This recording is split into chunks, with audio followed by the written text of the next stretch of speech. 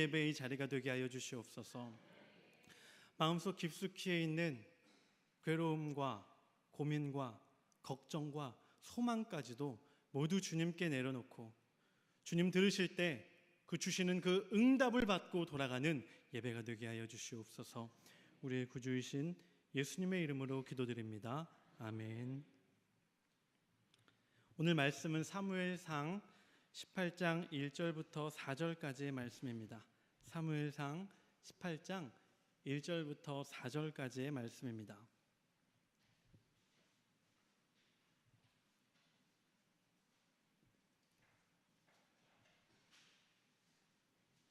저와 함께 다 같이 한 목소리로 합독하도록 하겠습니다.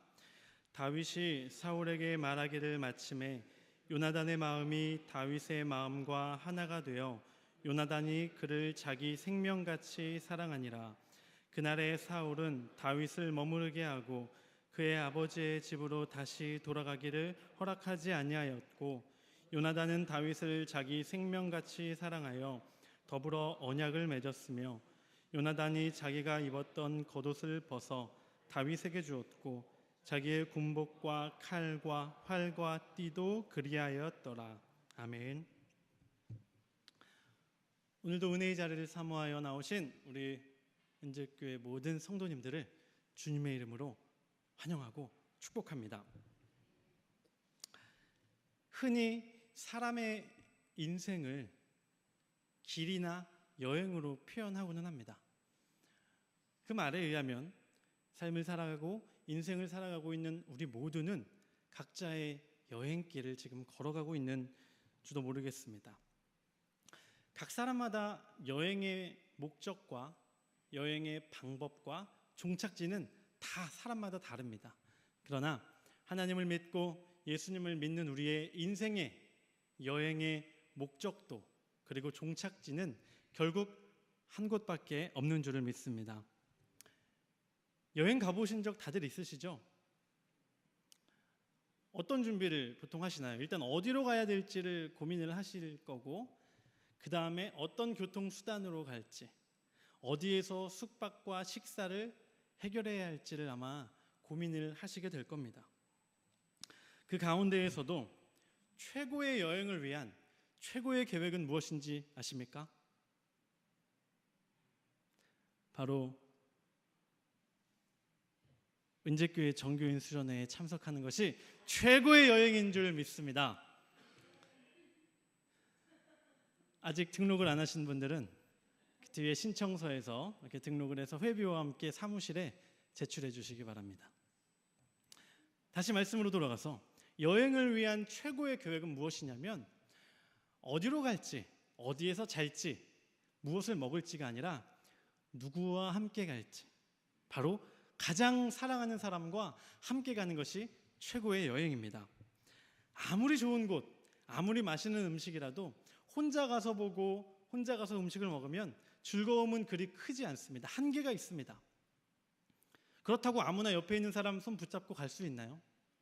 함께하기에 불편한 사람과 가면 그 맛있던 음식도 목구멍으로 넘어가지 않고 아무리 멋진 야경이라도 괜히 왔다, 불편해 하는 마음이 들기 마련입니다.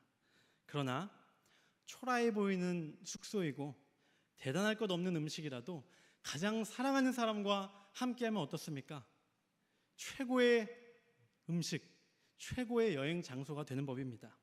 지금 한번 성도님들 그 지금까지의 인생에 있어서 나의 최고의 여행이 언제였나를 잠깐 떠올려 보시기 바랍니다. 아마 지금 떠오르는 곳은 다 다를 겁니다. 그러나 확신하건대 그때의 기억을 떠올렸을 때 내 옆에는 분명 내가 가장 아끼는, 내가 가장 사랑하는 사람들이 있었을 거라고 믿습니다. 혹시 나는 아직도 그런 최고의 여행 경험을 못 해보신 분 계십니까? 그런 분에게 비법을 알려드리겠습니다. 정교인 수련회에 참석하시면 내 인생 최고의 여행을 경험하게 되실 줄 믿습니다. 오늘은 다윗의 삶 네 번째 시간으로 가장 아름다운 동행이라는 제목으로 말씀을 나누도록 하겠습니다.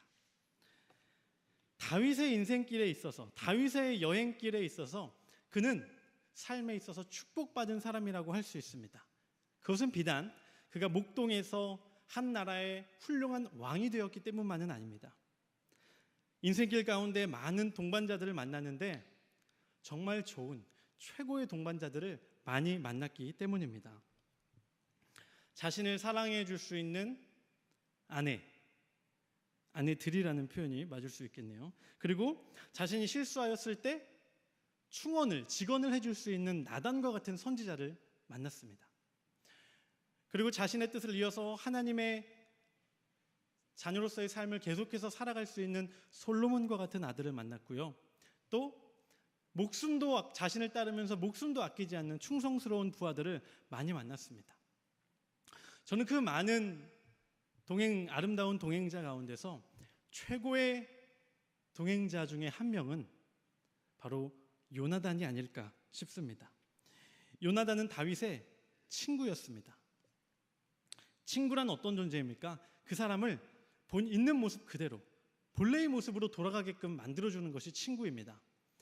저는 여기 계신 성도님들에 비하면 아직 많이 어린 나이 37인데요. 어느새 한 가정이 되었고 교회에서는 성도님들이 목사님 하면서 많이 섬겨주시는 그런 위치에 있습니다. 그런데 이제 오랜만에 10대 시절 친구들을 만나면 철없던 10대의 어린 시절로 돌아가는 저를 보게 됩니다. 저뿐만이 아닙니다. 저랑 같이 만나는 친구들도 각자 사회에서 위치가 있고 역할들이 있지만 그 친구들과 만나면 옛날 나의 모습으로 돌아가게 됩니다. 모르긴 몰라도 우리 권사님, 장로님들도 마찬가지가 아닐까 싶습니다. 교회에서는 누구누구 권사님, 누구누구 장로님 이렇게 부르지만 친구들이랑 만날 때는 내가 장로로, 목사로, 권사로 존재하지 않잖아요. 누구야 하면서 편안하게 되는 내 있는 모습 그대로 돌아가게 되는 것을 보게 됩니다. 어쩌면 평생을 왕으로서 살아갔던 다윗에게 있어서 요나단, 짧은 시간이지만 함께했던 요나단은 자신을 왕이 아닌 한 명의 친구로서 다윗으로서 돌아가게끔 만들어줄 수 있는 존재가 아니었나 싶습니다. 그렇게 주위를 스쳐갔던 수많은 사람 가운데 요나단이 다윗의 그저 친구 중에 한 명이 아니라 그의 아름다운 동행자가 될 수 있었던 이유들이 오늘 말씀에 있습니다. 첫 번째로 요나단은 다윗을 자기의 생명같이 사랑하였습니다.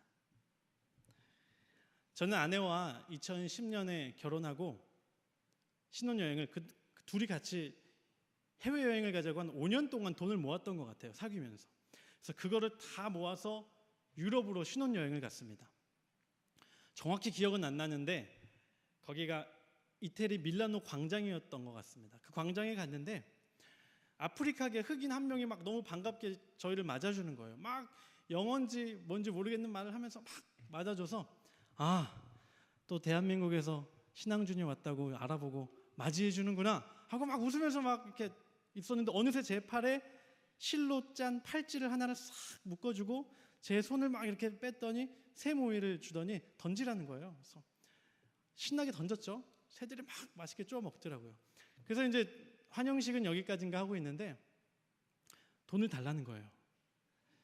무슨 소리냐? 내가 하고 싶어서 한 것도 아니고 네가 해준 거잖아. 그래서 막 안 주려고 하니까 막 어떻게든 돈을 받아내려고 하더라고요. 마음의 여유가 있었으면 웃으면서 동전 하나 주고 딱 보냈을 텐데 그때는 뭔가 속은 기분이 들면서 끝까지 제가 막 안 줬습니다. 이거는 내가 한 것도 아니고 네가 억지로 해준 거잖아 하면서 막 도망가다시피 안 했어요. 근데 문제는 그 다음부터 외국인들의 친절과 호의가 있는 그대로 안 보이는 거예요. 이 사람이 또 무슨 꿍꿍이가 있나? 왜 나한테 이렇게 다가오나? 의심하게 되는 것을 볼 수 있었습니다. 이런 일들이 반복되는 세상 아닙니까? 그러다 보니까 우리가 어떻게 됩니까? 누가 나에게 좋은 마음으로 다가와도 의심하게 됩니다. 나한테 왜 잘해주는 거지? 무슨 꿍꿍이가 있는 거 아니야? 어느덧 사람과 사람 사이에 계산이 들어가기 시작했기 때문입니다. 저 사람은 나에게 도움이 될 거야. 잘해줘야지. 근데 저 사람은 잘해줘봐야 도움이 하나도 안 돼. 아니 오히려 손해가 될 거야. 멀리하자. 계산이 들어가면 사람 관계가 이렇게 됩니다. 만약에 다윗과 요나단 사이에 계산이 들어갔다면 어떻게 됐을까요? 그들은 결코 가까워질 수 없는 사이였습니다. 요나단의 아버지는 사울 왕이었고요. 그 사울 왕은 다윗을 가장 경계했습니다. 자신의 위치를 빼앗을 인물로 보고 있었습니다. 요나단이 만약 다윗을 바라보면서 계산을 하기 시작했다면, 그래, 다윗은 우리 아버지의 자리를 위협하는 인물이야, 결코 가까이 하지 말아야지 생각했을 겁니다. 그러나 요나단은 다윗을 바라보며 계산하지 않았습니다. 경계하지 않았습니다. 미워하지 않았습니다. 대신 다윗의 친구가 되었습니다. 그리고 다윗을 심히 사랑하였습니다. 우리 오늘 사무엘상 19장 1절을 우리가 함께 합독해 보도록 하겠습니다. 사울이 그의 아들 요나단과 그의 모든 신하에게 다윗을 죽이라 말하였더니 사울의 아들 요나단이 다윗을 심히 좋아하므로, 아버지 사울은 다윗을 미워하고 죽이려 하였는데 요나단은 어떻게 하였습니까? 계산하지 않았습니다. 인간관계를 계산으로 바라보지 않았습니다. 그리고 다윗을 심히 좋아하였습니다. 이 좋아함의 정도가 어느 정도였습니까? 18장 1절, 우리 18장 1절을 함께 합독해 보겠습니다. 다윗이 사울에게 말하기를 마침에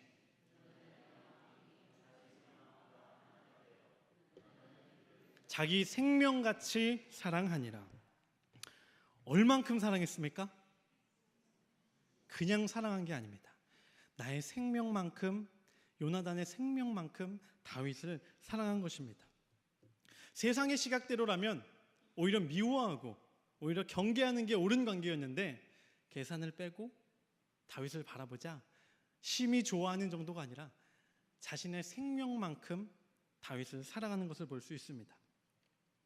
우리 성도님들도 배우자이던 아니면 친구이던 다른 가족이던 나를 자신의 생명같이 사랑해 줄 수 있는 동행자와 함께 인생길을 이미 걸어가고 있으신 줄 믿습니다. 또한 그런 동행자가 되어 주시기를 제가 권면합니다. 우리 주변 좌우에 계신 분들께 이렇게 고백하겠습니다. 생명같이 사랑하겠습니다. 생명같이 사랑하겠습니다. 두 번째로, 아름다운 동행자 요나단은 다윗에게 위로와 확신을 주었습니다. 지금 다윗의 상황은 어떠했냐면 사울 왕의 위협으로부터 계속 반복해서 도망치고 있는 상황이었습니다. 심지어 다윗은 내가 왜 이런 상황에 처해야 하는지 그 이유도 모르고 있었습니다. 내가 왜 사울 왕으로부터 미움을 받고 이렇게 살해의 위협을 받아야 되는지도 몰랐습니다. 그 이유가 무엇이었습니까? 다윗의 승리에 여인들이 찬양을 하는데 사울 왕보다 더 다윗을 높여서 찬양하고 있었습니다. 그 여인들도 눈치가 참 없었죠. 그 찬양을 사울이 듣더니 그 다음부터는 다윗이 온전히 보이지 않았습니다. 자신의 위치를 위협하는 사람으로 보였죠. 그래서 두 차례에 걸쳐서 3번이나 창을 던집니다. 다윗을 죽이려고. 그러나 실패하였죠. 거기서 끝나지 않았습니다. 다윗의 집에 병사들을 보내서 그를 죽이라고 말합니다. 미가를 통해서 거기에서 도망하자, 라마로 도망하자, 이번에는 라마로 다시 한번 병사들을 보내서 다윗을 죽이려 합니다. 계속해서 반복해서 지금 다윗은 목숨의 위협을 받고 있는 상황이었습니다. 다윗이 도망 중에 요나단을 만났습니다. 그리고 이제 요나단에게 물어봅니다. 내 죄악이 무엇이며 내 아버지 앞에서 내 죄가 무엇이기에 그가 내 생명을 찾느냐? 도대체 무슨 이유로 네 아버지가 나를 이렇게까지 죽이려 하느냐? 물어본 것입니다. 하나님의 사람이라고 해서 죽음이 눈앞에 있는데 두려움이 없겠습니까? 다윗도 두려움이 있었습니다. 이 땅에 아버지의 뜻을 이루기 위해 내려오셨던 예수님도 두려움이 있으셨습니다. 십자가를 지시는 게 두려우셔서 이 할 수만 있다면 이 잔이 나에게서 옮겨지기를 원하셨던 분입니다. 죽음, 배신, 버려짐 앞에서 두려움에 떨지 않을 사람은 없습니다. 그 두려움 가운데 있는 다윗에게 요나단이 이렇게 말합니다. 결단코 네가 죽지 아니하리라. 너는 절대 죽지 않아. 이렇게 말해주는 거죠. 우리 사무엘상 20장 2절을 함께 우리 합독해 보도록 하겠습니다. 요나단이 그에게 이르되 결단코 아니라 내가 죽지 아니하리라. 내 아버지께서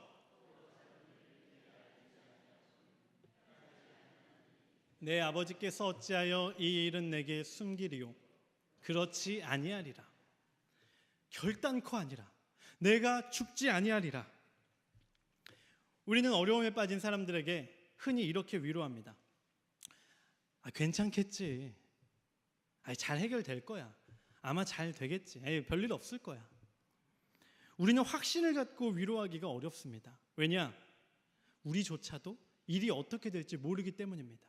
괜히 내가 확실하게 말했다가 되지 않으면 그 원망이 나에게 돌아올까 봐 어려움 가운데 있는 사람에게 적절한 위로만 줄 수밖에 없습니다. 잘 될 거야. 그 정도까지는 아닐 거야. 별일 없을 거야. 그러나 요나단의 위로는 그렇지 않았습니다. 다윗, 너 괜찮겠지. 그래도 잘 해결되겠지의 위로가 아니라 다윗은 확실하게 위로해 주었습니다. 확신을 갖고 위로했습니다. 무엇이라 말합니까? 결단코 내가 죽지 아니하리라.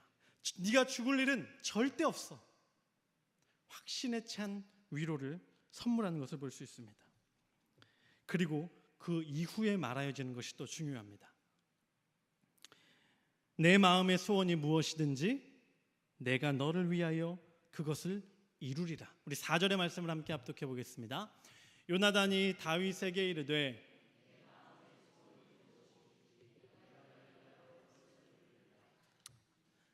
이 요나단의 위로가, 이 요나단의 확신이 세상의 위로와 가장 큰 차이가 바로 여기에 있습니다. 어려움에 빠진 사람들에게 세상은 지나가며 이렇게 위로합니다. 괜찮을 거야. 잘 될 거야. 그리고 끝입니다. 며칠 뒤에, 일주일 뒤에 그 사람이 다시 와서 나 그때 그 문제 잘 해결됐어 하면 그때 그 문제가 뭐였어? 라고 물어보는 경우들도 있습니다. 왜? 그 아픔에 공감하지 않고 그저 그 순간을 모면하기 위한 적당한 위로만을 건네기 때문입니다. 어렵다고? 잘 될 거야. 잘 되겠지. 괜찮을 거야. 거기서 끝입니다. 그 아픔에 공감하고자 하는 여유도 마음도 진심도 없습니다. 요나단은 결단코 내가 죽지 아니하리라 확신만 주는 거에서 그치지 않았습니다. 그리고 다윗의 아픔에 공감하고 그 아픔에 아주 깊이 개입하기 원했습니다. 그래서 물어보죠. 네 마음의 소원이 무엇이든지 내게 말하라. 내가 너를 위하여 이루리라. 이것을 조금 돌려 말하면 무엇입니까? 다윗, 내가 할 수 있는 게 뭐가 없을까? 나한테 다 말해. 내가 그게 무엇이든 내가 최선을 다해서 널 도울게. 죽음을 눈앞에 두고 있는 상황이었습니다. 다윗은 언제 죽을지 모르는 상황이었습니다. 근데 거기에서 요나단이 찾아와서 그렇게 말해줄 때 마음의 위로가 될 수밖에 없었을 것입니다. 실제로 요나단은 아버지와 사울 왕과 다윗 사이에서 계속해서 중재하려 노력합니다. 아버지의 뜻을 돌리려고 노력합니다. 그뿐 아니라 화살과 어린 하인을 통해서 다윗이 죽음에 처하지 않을 수 있도록 도움을 계속해서 주는 것을 보게 됩니다. 우리 좌우에 이렇게 고백하겠습니다. 어려울 때 말해주세요. 말해보겠습니다. 좌우에 고백하겠습니다. 어려울 때 말해주세요. 최선을 다해 돕겠습니다. 저도 꼭 말하도록 하겠습니다. 마지막으로 요나단이 다윗의 아름다운 동행자인 이유는 다윗이 자신의 삶에 있어서 최고의 동행자인 하나님을 의지하게 하였기 때문입니다. 사람만을 의지하는 자는 그 사람이 떠날 때 무너질 수밖에 없습니다. 내가 가장 의지했던 그 대상이 사라지면 더 이상 의지할 대상을 찾지 못하고 포기하고 무너지게 됩니다. 만약 다윗이 요나단만을 가장 의지하였다면 어떻게 됐겠습니까? 얼마 있지 않아 요나단이 죽음을 맞이했을 때 다윗은 똑같이 마음에서부터 무너질 수밖에 없었을 것입니다. 그러나 요나단은 다윗이 자신만을 바라보고 자신만을 의지하게 하지 않았습니다. 사람의 위로로 만족시키려 하지 않았습니다. 하나님의 사람에게 있어서 수많은 아름다운 동행 가운데 최고의 동행은 무엇입니까? 바로 하나님과 동행하는 것입니다. 우리가 세상 것에 취하면 최고로 아름다운 동행자 하나님을 보려 하지 않게 됩니다. 두려움에 쌓이면 그 사실을 잊게 됩니다. 자신을 죽이려 온 사울을 보고 다윗은 십광야 수풀에 숨었습니다. 그러자 요나단이 두려움에 쌓여 숨어 떨고 있는 다윗을 찾아 그 수풀 속으로 직접 들어가게 됩니다. 우리 23장 15절 16절 우리 16절만 함께 읽어보도록 하겠습니다. 사울의 아들 요나단이 일어나 수풀에 들어가서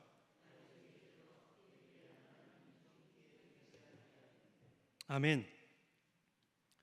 자신을 죽이려 온 사울이 눈앞에 있자 다윗은 허둥지둥 십광야 수풀로 들어가서 숨습니다. 지금 다윗은 완전히 두려움에 쌓인 상황이었습니다.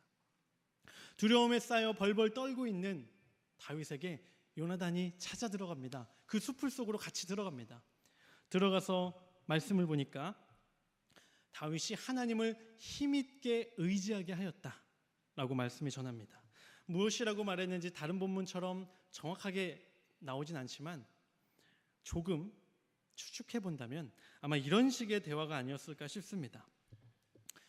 지금 밖에는 내 아버지인 사울 왕이 너를 죽이려고, 다윗 너를 죽이려고 혈안이 되어서 너를 찾고 있지만 걱정하지 마. 하나님이 너와 함께 하시잖아. 하나님이 지금까지 계속해서 너를 도우셨잖아. 하나님이 지금도 그리고 앞으로도 너를 분명히 도와주실 거야. 하나님만 바라보고 하나님만 의지해. 아마 이런 식의 대화가 아니었을까 싶습니다. 요나단은 다윗, 내가 도울 수 있는 게 없을까? 여기에서 그치지 않았다는 겁니다.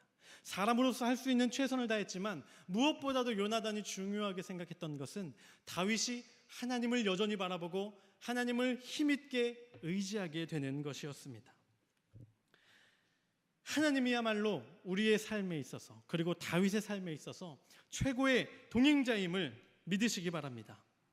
사람은 떠나기도 합니다.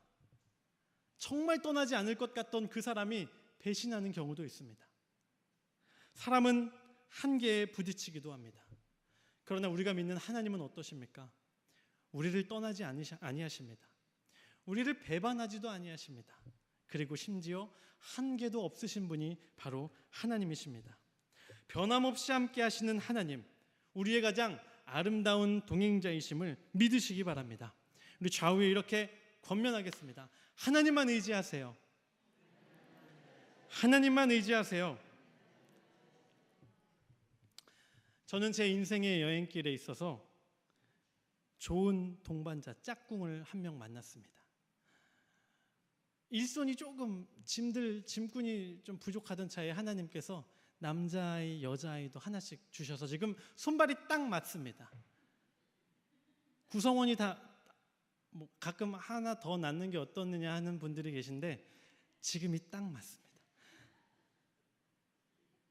여행 일꾼이 다 짜여지니까 하나님께서 홍은동에 좋은 여행지로 저를 보내주셨습니다. 은재교회가 저의 인생의 여행길에 있어서 너무도 귀한 곳이라고 저는 그렇게 고백하며 살고 있습니다. 그러나 그 모든 것보다 저의 삶에 있어서 최고로 감사한 여행길의 제목은 하나님을 만나게 하신 것입니다. 저뿐 아니라 이곳에 앉아있는 모든 성도님들의 동일한 고백인 줄을 믿습니다. 사랑하는 성도님들, 우리의 여행길이 행복하고 아름다운 이유는 우리가 생각하고 계획하는 모든 것들이 형통하기 때문이 아닙니다. 우리의 여행길에 주위를 둘러보세요. 둘러보세요. 지금 이렇게 둘러보세요. 좋은 동행자들을 붙여주셨기 때문인 줄 믿습니다. 그리고 무엇보다 변치 않고 함께 하시는 하나님께서, 예수님께서 우리와 동행하며 지금도 함께 여행하고 계시기 때문인 줄을 믿으시기 바랍니다. 우리 시간 함께 주만 바라볼지라 찬양하시고 한 마음으로 기도하시겠습니다.